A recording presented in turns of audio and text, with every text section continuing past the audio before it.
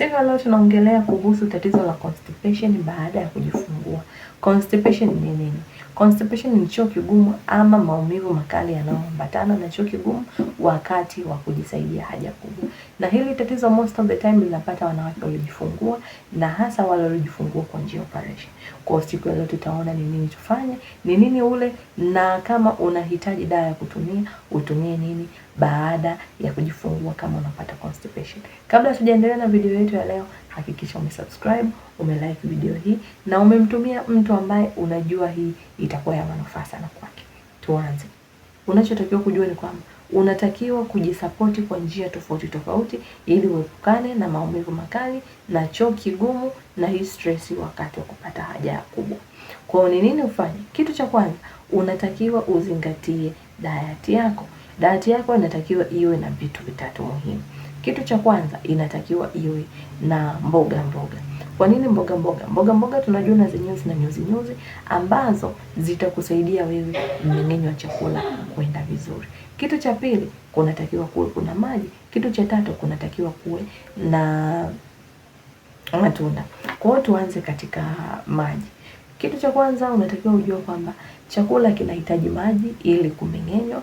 Unajua kumeng'enywa, kufyonzwa kwenye mwili na kutolewa kama taka ama haja nje ya mwili. Kwa hiyo nini unatakiwa ufanye?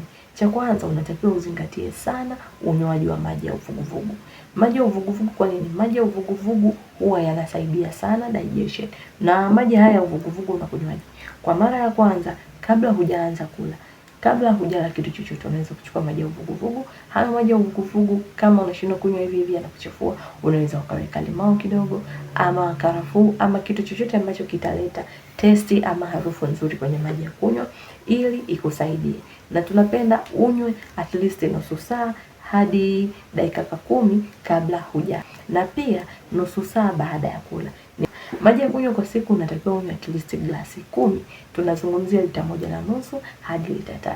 Kwa hiyo kama unajua wewe una hii changamoto ama unaogopa usipate hii changamoto, ni vizuri kunywa haya maji kwa wingi kadri uwezaji. Usiende chini ya glasi 10 kwa siku. Kwa hiyo hakikisha katika siku ya kwanza, tunajua unavyonyonyesha unapoteza maji mengi sana. Na wakati unanyonyesha unaweza kupata kiu kali ama baada ya kunyonyesha. Kwa hiyo make sure unakunywa maji mengi ku replace maji ambayo yamepotea mwilini mwako ili kulainisha choo. Hicho ni cha kwanza. Kitu cha pili, tuje kwenye mlo. Mlo unatakiwa uwe na mboga hizi ni zile mboga tunazozila kila siku. Hasa zingatia bamia. Bamia unajua ina ule uterezi. Ule uterezi utasaidia sana mzunguko mzima wa chakula tumboni hadi pale kitakapokuja choo. Mboga za majani nyingine zote unazozijua, ikawe mchicha, ikawe msusa, ikawe matembele, mboga zote za majani, Chinese na nini zinasaidia sana. Na kwenye mlo wako hakikisha kupunguza nafaka nzito. Nafaka nzito tunazungumzia vyakula vya kukoboa, vyakula vya nafaka kama vile mahindi, yani tunazungumzia unga wa mahindi, tunajua unaweza kuleta constipation. Tunazungumzia unga wa ngano, hasa ngano nyeupe. Tunapozungumzia mahindi na ngano, ni hizi ngano ama mahindi vilivyokobolewa, sio vitu vya dona. Vitu ambavyo vimekobolewa vinaleta sana constipation. Kwa hiyo zingatia kuvipunguza hivi. Unapopunguza hivi, ongeza zaidi quantity au kiasi cha mboga za majani. Baada ya hapo pia unatakiwa kwenye mlo wako uwe na vyakula vyenye nyuzi. Kama vile chia seeds, kama una uwezo kupata chia seeds, hakikisha unakuwa unaweka chia seeds zako, unakunywa yale maji ya chia seeds, yatakusaidia sana. Kila baada ya mlo haitakuwa mbaya, au mara 3 kwa siku. Asubuhi unakunywa, umekula chakula chako umemaliza, unakula chia seed, lakini ni nzuri zaidi kula kabla chakula hakijaingia mwilini. Kwa sababu gani ni nzuri zaidi kutanguliza mboga au nyuzi kabla ya chakula? Kwa sababu hizi zinaenda kuwa pale kusababisha chakula kinachopokelewa kiingiliane vizuri na zile nyuzi ili kinapotoka kitoke kwa urahisi. Kwa hiyo hata mboga unapokula, hakikisha unapokula unaanza kutanguliza mboga kwanza, unakula chakula chako na katikati ya mlo pia unakula mboga. Haya, baada ya hapo unatakiwa ule hivi vitu vya nyuzi ambavyo vinaweza vikawa kama nimesema chia seeds, vinaweza vikawa matunda kama machungwa ama jamii zote za machungwa, machenza, yale madansi na matunda yote ni jamii ya machungwa ambayo unafahamu wewe. Unaweza kula papai, Unaweza kula maembe, unaweza kula parachichi, unaweza ukala apple, pears na zabibu. Ni matunda ambayo kwa wingi sana yana fibers au yana hizo nyuzi kwa wingi, inaweza kukusaidia kwa kiasi kikubwa sana. Rahisi ni mazoezi. Mazoezi kama nini? Mazoezi kama kutembea tembea. Unapokuwa unatembea tembea, unasababisha pia na mwili wako unatumia kile chakula vizuri, na kile chakula kinazunguka vizuri katika mfumo mzima wa mmeng'enyo wa chakula. Kwa hiyo itakusaidia wewe kupata choo kilaini. Na pia wakati unapoenda kujisaidia, kama una choo cha kukaa itakuwa ni vizuri zaidi, kwa sababu choo cha kukaa kinarahisisha mpangilio wa mwili, yani vile ambavyo utumbo umeumbwa ukae na sehemu yako ya haja kubwa, ile movement ya chakula inakuwa rahisi zaidi. Kwa kama una choo cha kukaa itakuwa nzuri zaidi wewe kutumia.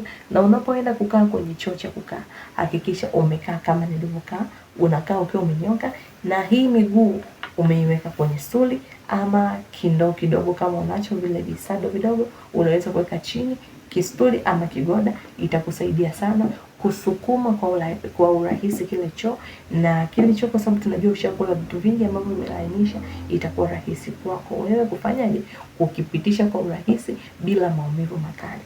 Na kitu kingine ambacho kinaweza kusaidia kupunguza maumivu pia ni wakati unajisaidia, hasa kwa wale wenye mshono.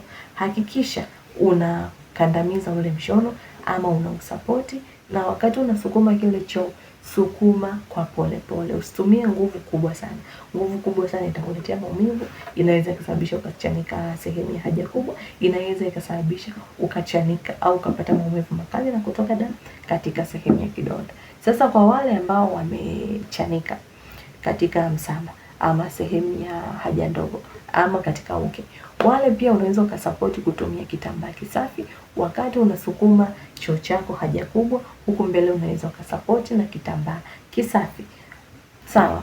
Utakapokuwa una support pale, utapunguza riski ya kuchanika, maumivu makali yatapungua, na wewe itakuwa rahisi kwako kupitisha choo bila maumivu makali. Na kama umefanya vyote hivi lakini bado choo kigumu kinaendelea, maumivu yanaendelea, kitu cha mwisho ambacho unaweza kutumia ni dawa za kulainisha choo. Na dawa za kulainisha choo ziko aina tofauti tofauti, lakini kwa mama mjamzito zipo pia aina mbili ambazo ni nzuri kabisa, ambazo zinashauriwa kwa mjamzito, kwa mama ambaye ananyonyesha, hazina effect kwa mtoto. Kwa hizi dawa aina mbili unaweza kuzipata katika pharmacy za kawaida kabisa mtaani. Kwa hiyo kama unahitaji kujua hizo dawa, unaweza kunicheck kupitia namba yangu hapo chini, tu discuss kuhusu tatizo lako na kama una tatizo lingine la uzazi. Kwa siku ya leo ilikuwa ni hiyo tu kwa ufupi, jinsi ya kukusaidia wewe kuepukana na changamoto nzima ya constipation ya macho. So see you